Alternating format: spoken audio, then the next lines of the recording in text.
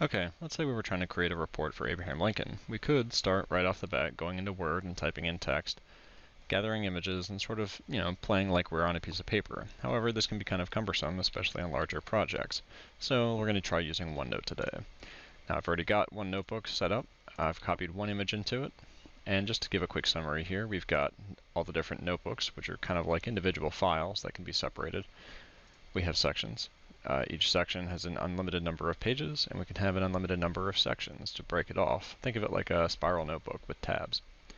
Now in here I've got one image, and so let's say I want to start gathering another image. I've got a picture of Abraham Lincoln here. Let's copy that. And we'll paste this in separately. Now notice that these are separate boxes. So each box holds one item. You can add multiple items though. So let's go ahead and drag this on top of that. Now these are suddenly together. So that's just a little content management tool. It doesn't really have a whole lot of application beyond how you want to transfer your information around with your mouse. So we've got these two images, no big deal. Now let's start gathering up some text, which I'm going to choose to keep in a separate area. Okay, let's just go ahead and grab some text here from this article. I'm just going to copy and paste this directly into the notebook.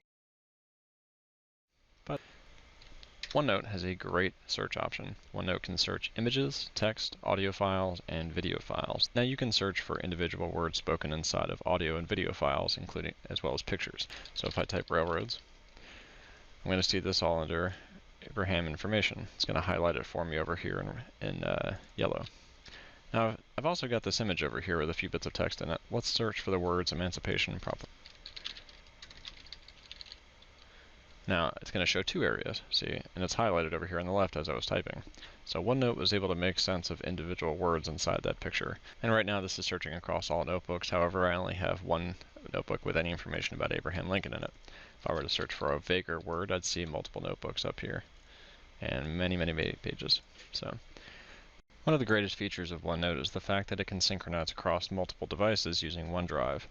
If you save your notebook in OneDrive or create one by going to File, New, and selecting OneDrive and giving it a name, you can then connect a tablet or a smartphone or different computer, or just access it from a remote computer over the web, and use them on any different device, including things like a tablet, which would give you the option to draw and annotate with your hand. If you have a stylus, you might want to use the tablet features up here under Draw. You can just quickly demo that just using my potato-sized mouse.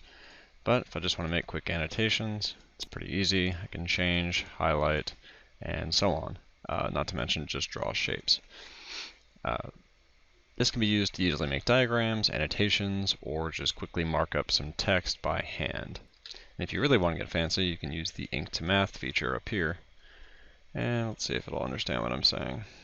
Obviously, it can be a little iffy, but if you have a stylus and better handwriting than me, you can easily take advantage of this and do calculations by hand as opposed to trying to type them out. And we'll just delete that right there. Anyway, I hope you enjoyed the video. Let me know if you have any questions in the comments.